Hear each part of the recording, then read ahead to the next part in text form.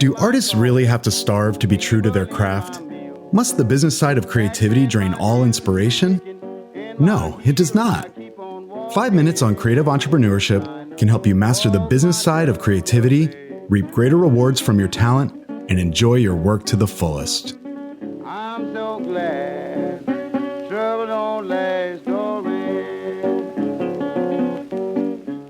As creatives, we help our clients by producing ads, layouts, web pages, photos, and other media for them to use in their marketing campaigns. In many cases, their marketing channels include advertising, direct mail, and other mass media broadcast channels.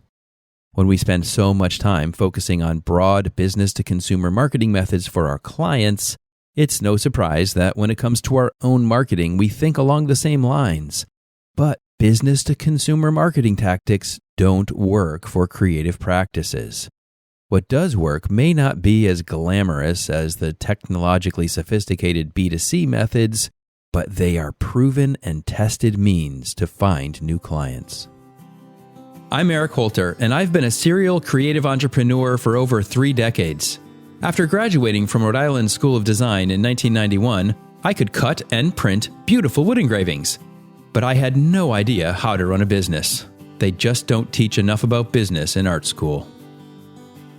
If we try to emulate the marketing methods of clients who sell consumer products using high-volume marketing methods such as digital or print advertising, we'll quickly burn through whatever marketing budget we may have with little to no results to show for it. You see, a professional service is not a consumer product, and so you have to take a different path.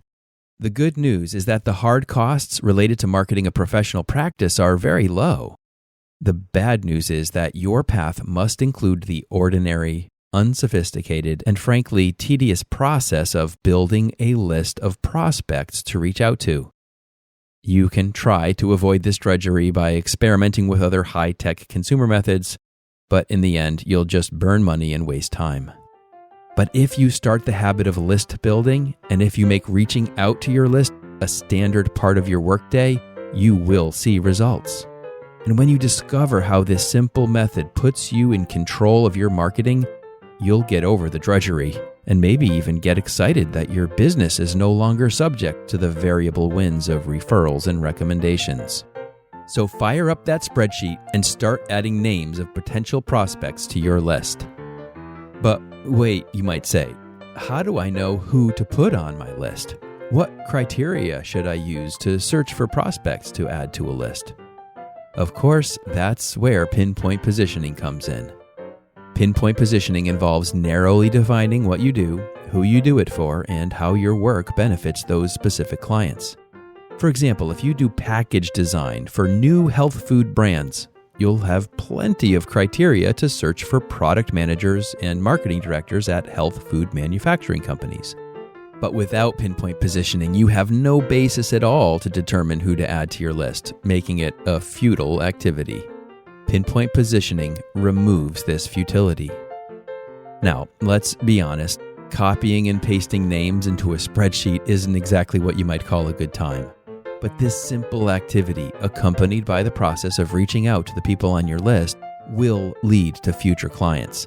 And when you see how your direct activity leads to these results, you'll have plenty of motivation to endure a little bit of tedium.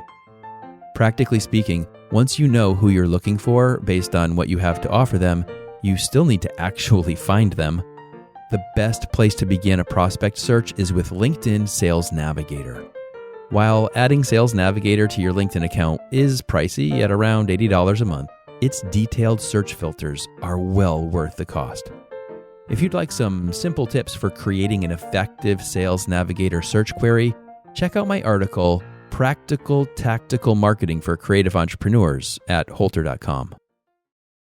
Building a list, then slowly and personally reaching out to prospects may seem like an old-fashioned and obsolete form of marketing, but for professional services, it is still the proven path.